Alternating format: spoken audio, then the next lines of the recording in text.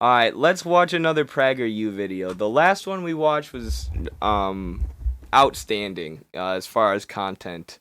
As far as a reaction video goes, because it was short, just like this one, about 5:45, and it was simple to respond to, although it was making an insane argument. The last one we reacted to, from Prager U, was arguing that George Bush, the State Department, George Bush, the State Department, and the U.S. corporate media did not lie us into the war in Iraq, and neither did the intelligence agency. It was just based on honest mistakes. Uh, so that was funny. But it looks like this one is a similar video, but they're doing it with the Vietnam War.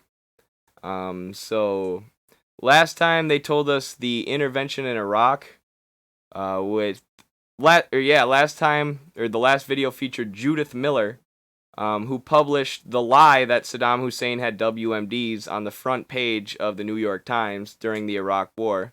And Judith was telling us that was an honest mistake, with faulty information that they got from the intelligence agencies, failing to mention that the intelligence agencies got that information through torture. So now they want to justify the Vietnam War. Similar to Iraq, millions of people died, an absolute unprovoked war of aggression, a war against a country who had just gained their independence from the French and then were forced to fight a brutal and long war against the United States, in which the U.S. would dump thousands of pounds of napalm and thousands of tons, not pounds, tons of napalm and Agent Orange on the small country, small nation of Vietnam, destroying so much farmland and poisoning so much of their water, destroying their infrastructure, and making what would have been a relatively easy transition to socialism for Vietnam based on the level of development that was seen in their infrastructure, that they had in their infrastructure, and turning it into an extremely difficult process of building socialism because so much of the infrastructure was destroyed. And today in socialist Vietnam, there are systems of rural welfare, systems of bringing healthcare to rural areas that never had it before. So they've done a tremendous job in rebuilding their economy and their industry after this war with the United States. And now they're actually, a main trading partner of the United States. And Vietnam has long had tensions and beef with China. China supported Pol Pot's Cambodia at one point when Vietnam took out Pol Pot, which that was a mistake in Chinese policy, by the way. But now I'm rambling. But yeah, now Vietnam is a major trading partner of the U.S. because their economy is so powerful, and has rebuilt so much. So yeah, let's see how PragerU justifies the horrific devastation that was seen in the Vietnam War, or that was carried out in the Vietnam War by the U.S. military. Back in late 1972, South Vietnam and the United States were winning the Vietnam War decisively by every conceivable measure. That's not just my view. That was the view of our enemy, the North Vietnamese government. Yeah, boy. Gotta pause this already. Our enemy? The North Vietnamese government? Our enemy? My enemy's not the Vietnamese government. My enemy's not Ho Chi Minh. My enemy is not the people of Vietnam, the Vietnam working masses. Not even the Vietnamese bourgeoisie is my enemy. Nobody in Vietnam is an enemy of the people of the United States. The State Department chose to try and destroy Vietnam, to destabilize them, strip them of their sovereignty, refuse them the ability to develop their own kind of economic system and control their own their own economy, and destroy their farmlands and infrastructure as well, with bombs, and mostly with bombs, but also with the horrible ground invasion. And in Vietnam, you even had U.S. troops switching sides, right, as proof that these people are not the enemy of the United States. You had American troops who were defecting and saying we're not going to do this anymore. And Vietnam also produced an incredible amount of PTSD and suicide, or very high suicide rates in the American troops who were returning, because of the horrors that they saw there, and because they realized that there was no purpose to this war. They weren't defending freedom. They were trying to strip these people of their political, national, and economic sovereignty. So Vietnam is not our enemy, Prager. Vietnam is your enemy, the neocons and the military-industrial complex and the propagandists for war. Government officials.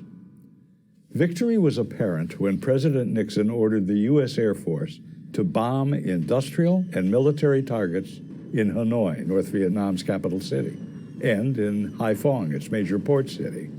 And we would stop the bombing if the North Vietnamese would attend the Paris peace talks that they had left earlier. Notice how they say industrial and military targets. So you're admitting that you just destroyed their industry. You're admitting that the United States, this enormous country, this giant military superpower with a population much, much larger than Vietnam, needed to target the industry of this country who had just freed themselves from French colonialism, right? And the U.S., or Prager, you here, is admitting that we targeted their industry just without any guilt, or without any statement on why that's wrong or not wrong, right? He doesn't even feel a need to defend that. Yeah, we were in Vietnam bombing their industry and military targets, and they could have stopped it if they would have attended the Paris peace talks. Like, okay, no comment on why you were there bombing their industry in the first place, why you weren't targeting military targets. You want to comment on how many civilians died while you were bombing industry? North Vietnamese did go back to the Paris peace talks, and we did stop the bombing, as promised. On January the 23rd of 1973, President Nixon gave a speech to the nation on primetime television, announcing that the Paris Peace Accords had been initialed by the United States, South Vietnam, North Vietnam, the Viet Cong, and the accords would be signed on the 27th. The Viet Cong is not the name of the Vietnamese resistance soldiers. The Viet Cong was the pejorative that was used by the U.S. imperialists and the U.S. military. It's the Viet Minh. The United States and South Vietnam received in those accords was victory. At the White House, it was called VV Day, Victory in Vietnam Day. The U.S. backed up that victory with a simple pledge within the Paris Peace Accords, saying should the South require any military hardware to defend itself against any North Vietnam aggression, we would provide replacement aid to the South on a piece-by-piece, one-to-one replacement, meaning a bullet for a bullet, a helicopter for a helicopter. So what they tried to do is what they did in Korea. Oh, thank you for the gifting those subs, Justin Kyle 007. Much appreciated. That's multiple streams in a row now that you've done that. So really appreciate that. Thank you.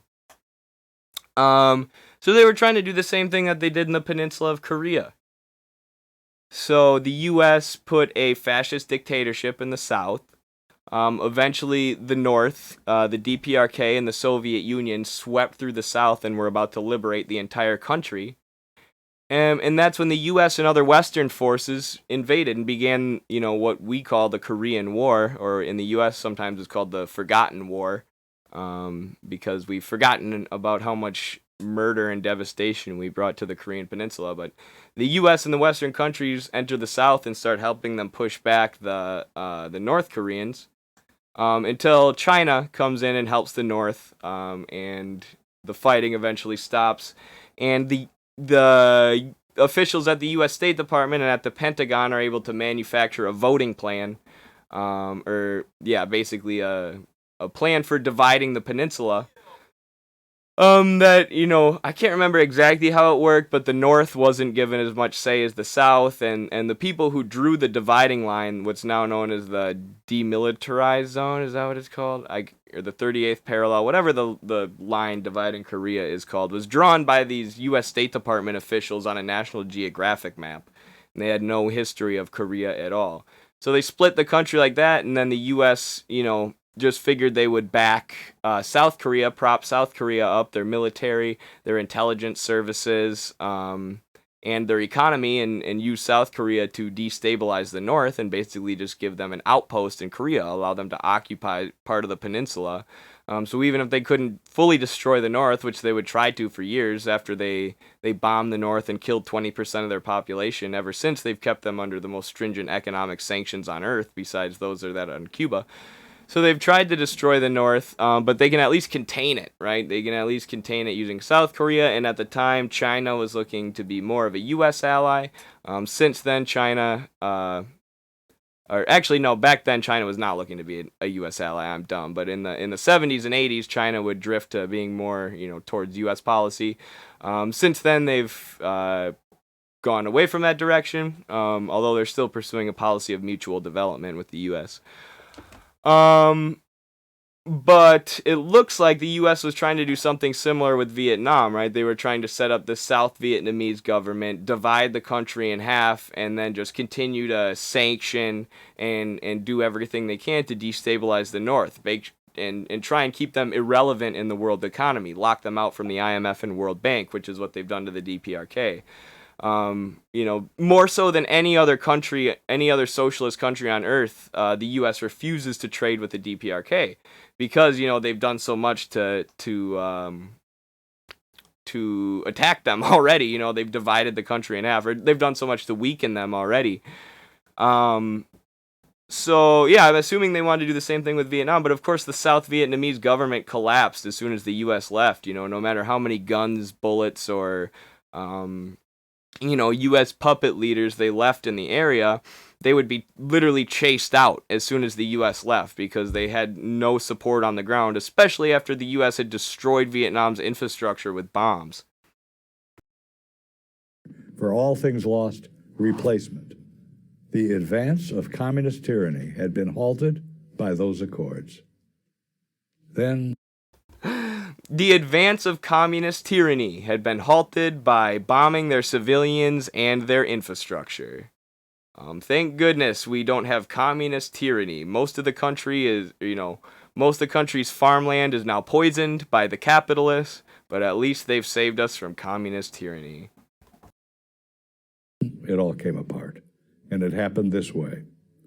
In August of the following year, 1974, President Nixon resigned his office as a result of what became known as Watergate.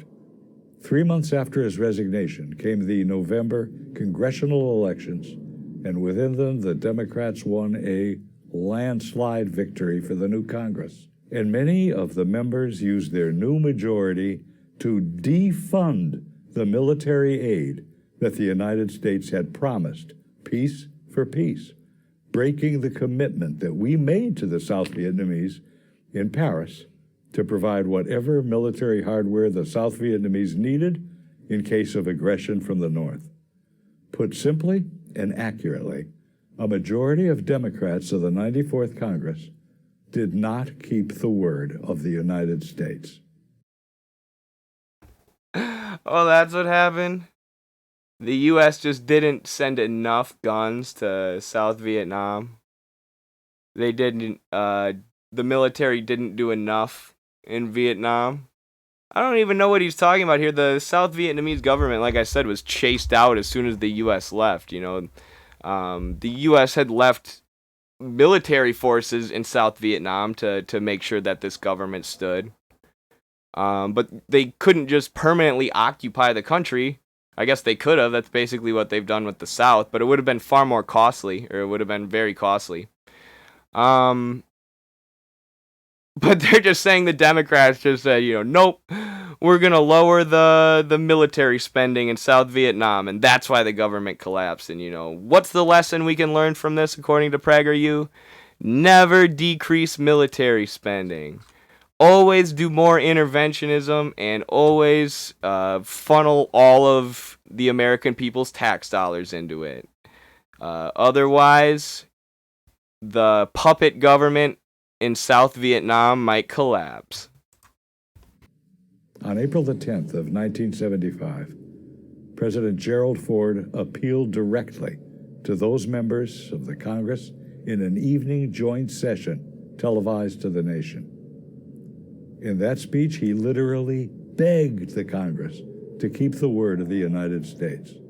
But as President Ford delivered his speech, many of the members of the Congress walked out of the chamber. Many of them had an investment in America's failure in Vietnam. They had participated in demonstrations against the war for many years. So you think that Democrats or young people getting into politics who participated in anti-war demonstrations had more incentive to get the U.S. military out of Vietnam than the politicians who were being paid, lobbied, and having their campaigns funded by the military-industrial complex, which had just recently formed. Even according to, I believe, Eisenhower in the early 50s, was the, Republican president who warned about the military-industrial complex, about this complex of companies who were making tons of money off of war, 1961. So obviously, the military-industrial complex was involved in supporting Vietnam and supporting the U.S. staying in Vietnam longer than they needed to, which was revealed by the Pentagon Papers, which were read to Congress by Mike Gravel, showing that the U.S. remained in Vietnam and continued bombing Vietnam even after they knew they would lose, just to make a point and just to continue making money for the weapons contractors who were lobbying for this war. So, but Prager thinks that people like Bernie Sanders, who went to a pro-peace rally with a bunch of hippies in the 60s, had more incentive to be anti-war than the people making millions and millions and millions and millions and millions of dollars off of the war. I don't know, man. I think that money and corporations and the military-industrial complex and weapons contractors corrupt our politicians a lot more than hippies at Woodstock or a bunch of people, young people protesting the war. Not to take away, the anti-war movement was good, and there were a lot of communists and socialists involved in it too. But.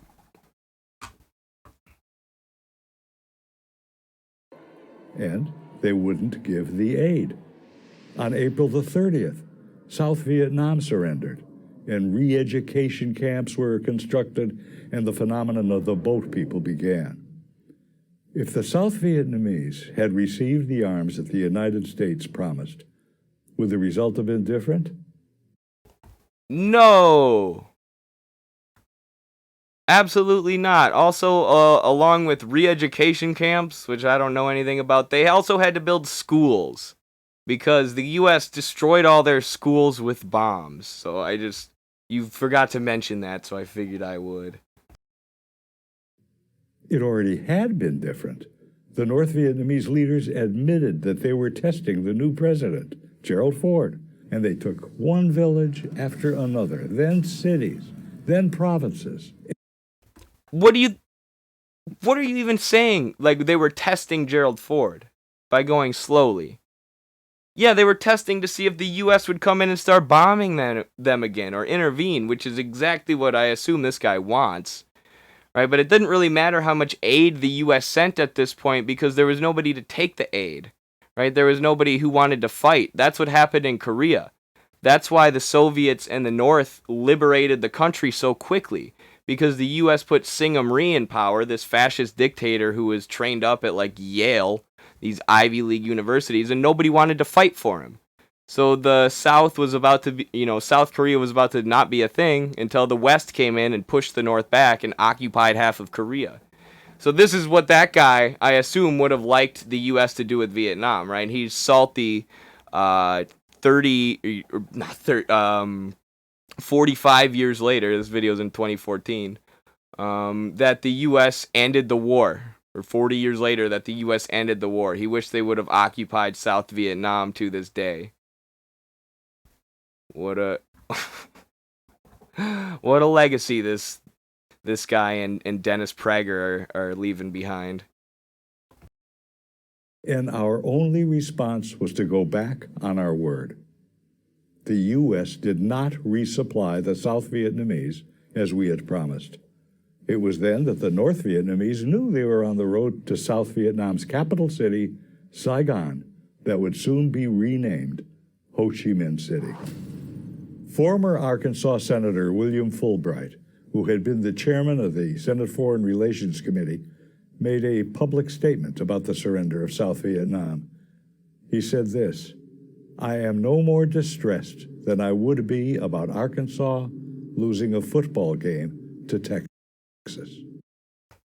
Good. Because South Vietnam wasn't real. South Vietnam was occupied Vietnam. South Vietnam was a puppet government you guys tried to set up that was chased out by the people. I mean, imagine if imagine if the Vietnamese government came in today, bombed the U.S., destroyed our farmland, destroyed our infrastructure, killed hundreds of thousands of civilians in our people. But we repelled them, we fought them off. But they divided the country in half and occupied the east side of the United States.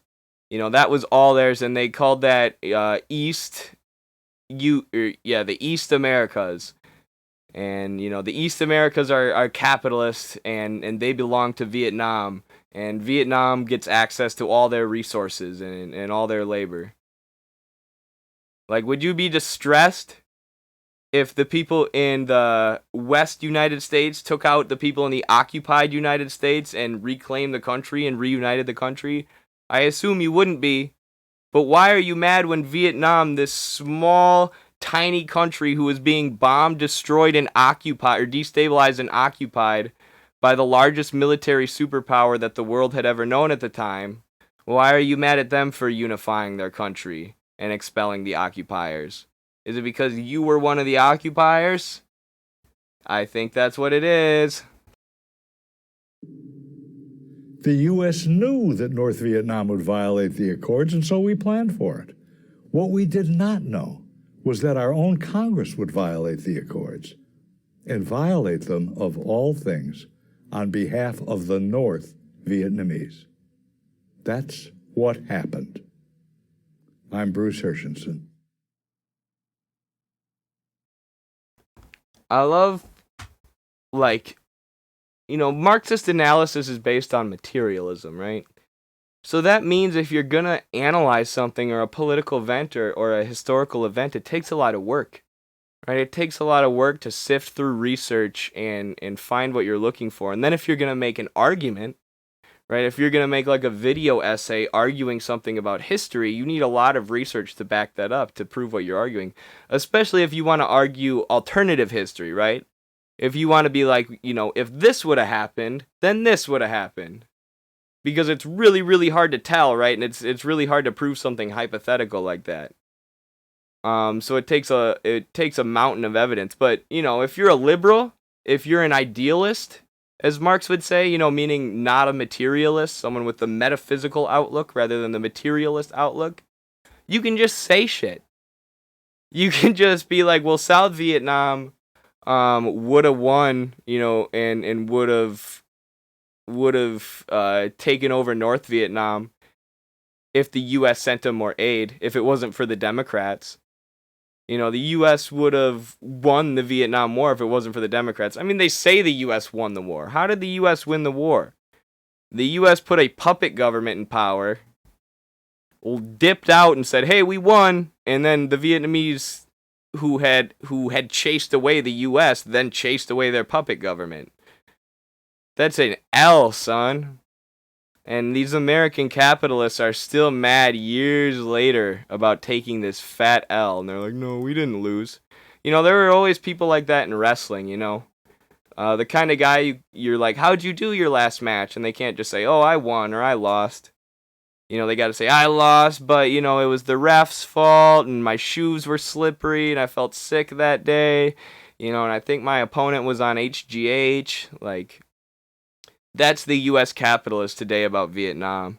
Oh, I see, we should have won, but what the deal was the sun was in our eyes, and actually we did win, but you know they were able to defeat the government of South Vietnam because the Democrats, you know, sabotaged the country, like just a